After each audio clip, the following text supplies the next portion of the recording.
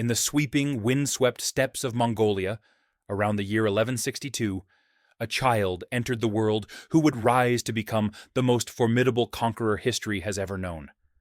Born as Temujin, he would later be immortalized as Genghis Khan, the great Khan of the Mongols.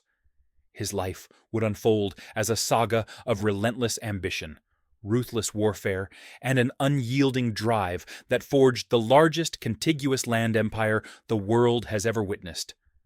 To understand the rise of Genghis Khan, we must first understand the world he was born into. The Mongolian steppes of the 12th century were a harsh and unforgiving landscape, populated by nomadic tribes who lived in constant conflict with one another. These tribes survived by herding livestock, trading, and raiding their neighbors. Life was brutal, and only the strongest survived. Temujin's early life was marked by hardship and tragedy. His father, Yasugei, was a minor chieftain of the Borjigan tribe, but he was poisoned by rivals when Temujin was just 9 years old. This left the young boy and his family abandoned by their tribe, forced to survive on their own in the harsh wilderness. They lived in poverty, eating roots, fish, and small game to survive. These early experiences of abandonment and struggle would shape Temujin's character and his later ruthless approach to leadership. Despite these humble beginnings, Temujin possessed qualities that would eventually make him a legendary leader. He was intelligent, charismatic, and possessed an iron will. More importantly, he understood that survival in the steppes required not just individual strength, but the ability to forge alliances and inspire loyalty in others. As he grew older, he began to gather followers, first among his own family and close friends, then gradually expanding his influence to include warriors from other tribes. One of the key factors in Temujin's rise was his revolutionary approach to tribal loyalty. Traditional Mongol society was based on blood relationships and tribal affiliations. However, Temujin broke with this tradition by promoting people based on merit and loyalty rather than birth. He welcomed warriors from defeated tribes into his ranks, offering them the chance to share in the spoils of victory rather than face death or slavery.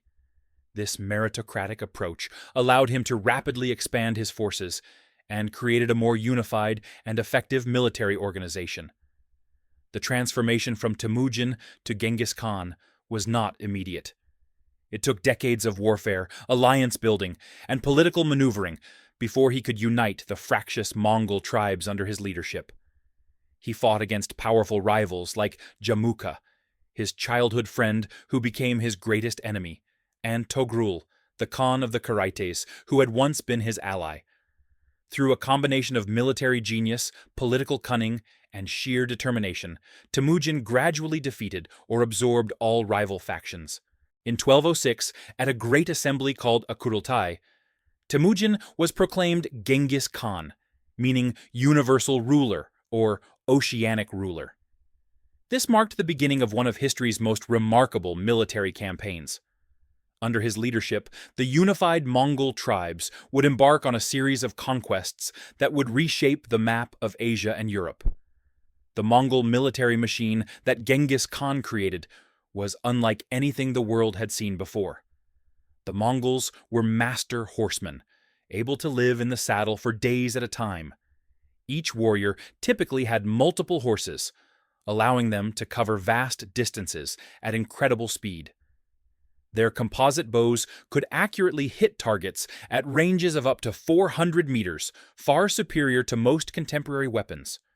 Perhaps most importantly, the Mongol army was highly disciplined and organized, divided into units of 10, 100, 1,000, and 10,000 warriors, with clear chains of command and communication.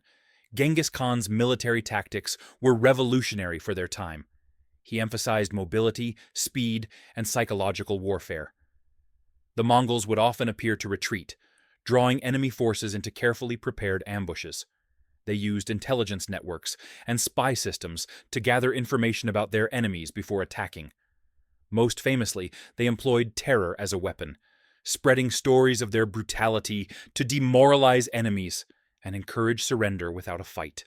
The first major target of Mongol expansion was the Western Xie Kingdom in what is now northwestern China. This campaign, which began in 1209, served as a testing ground for Mongol military tactics and provided valuable experience in siege warfare.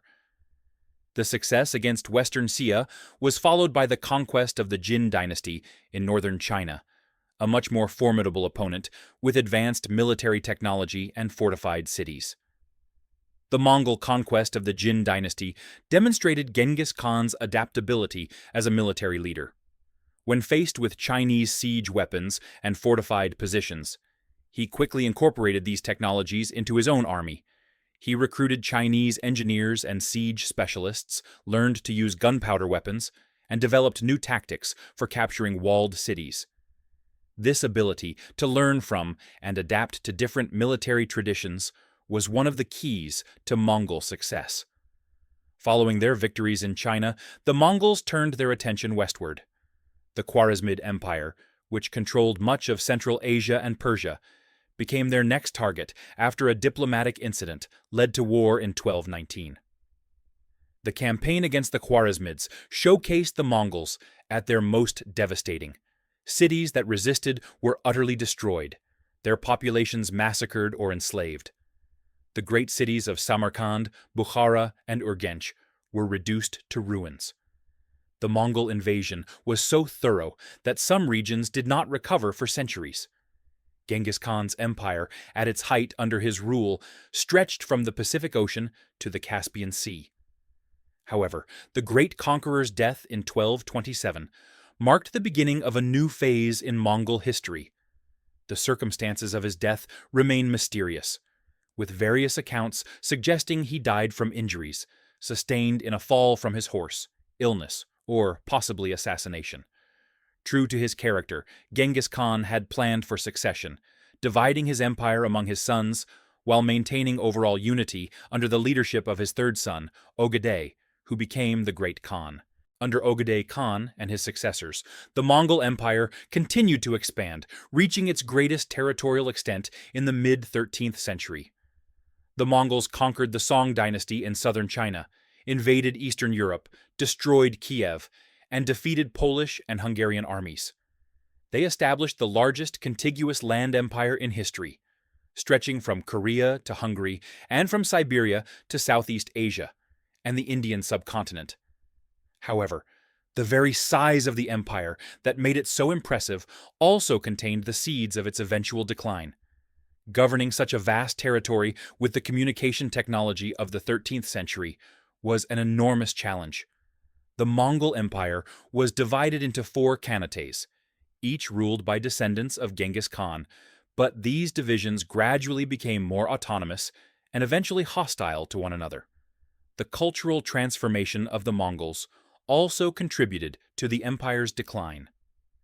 As they settled in conquered territories, many Mongols adopted the customs, religions, and administrative practices of their subjects. The Yuan dynasty in China became Chinese in character. The Ilkhanate in Persia became Persian, and the Golden Horde in Russia became increasingly Russian. This cultural assimilation, while allowing for more effective governance, diluted the unified Mongol identity that had made their initial conquests possible. Religious and ideological factors also played a role in the empire's fragmentation. Different parts of the empire adopted different religions. Some Mongol rulers converted to Islam, others to Buddhism or Christianity.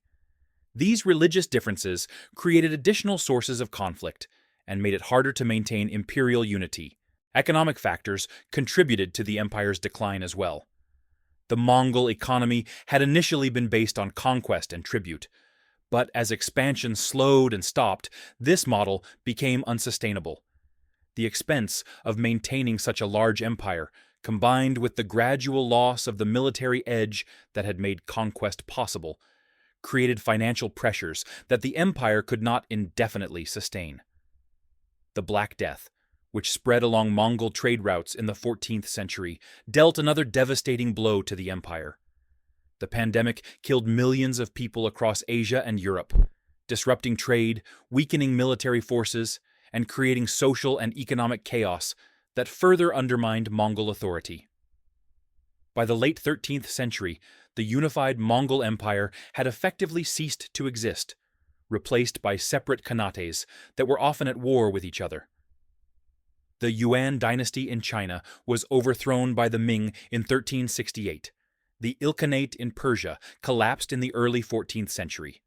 The Golden Horde in Russia gradually weakened and was eventually absorbed by the rising Russian state. Only in Mongolia itself did Mongol rule persist, though even there it was much weakened. Economic factors contributed to the empire's decline as well. The Mongol economy had initially been based on conquest and tribute, but as expansion slowed and stopped, this model became unsustainable. The expense of maintaining such a large empire, combined with the gradual loss of the military edge that had made conquest possible, created financial pressures that the empire could not indefinitely sustain. The Black Death, which spread along Mongol trade routes in the 14th century, dealt another devastating blow to the empire. The pandemic killed millions of people across Asia and Europe, disrupting trade, weakening military forces, and creating social and economic chaos that further undermined Mongol authority.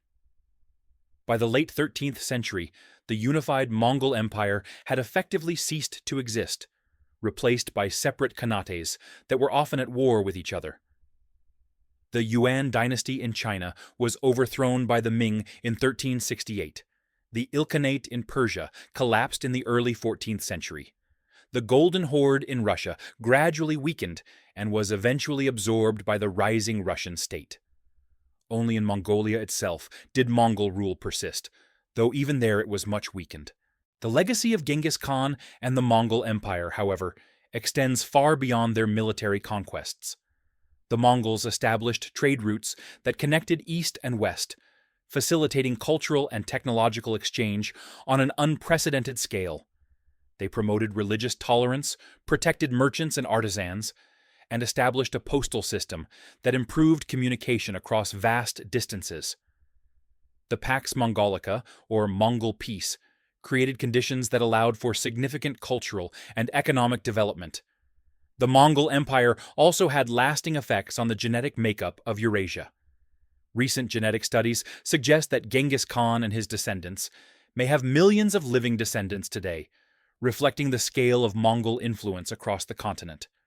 In conclusion, the rise and fall of Genghis Khan and the Mongol Empire represents one of history's most dramatic examples of how individual leadership, military innovation, and favorable circumstances can create world-changing events.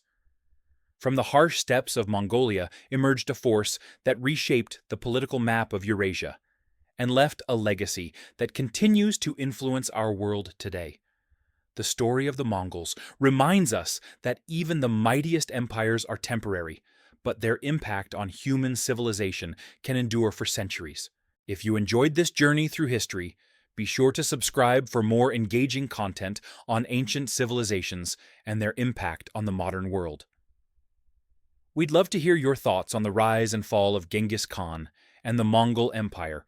What aspects intrigued you the most? Feel free to share your insights in the comments below. And don't forget to explore our related videos for a deeper dive into the fascinating stories of history.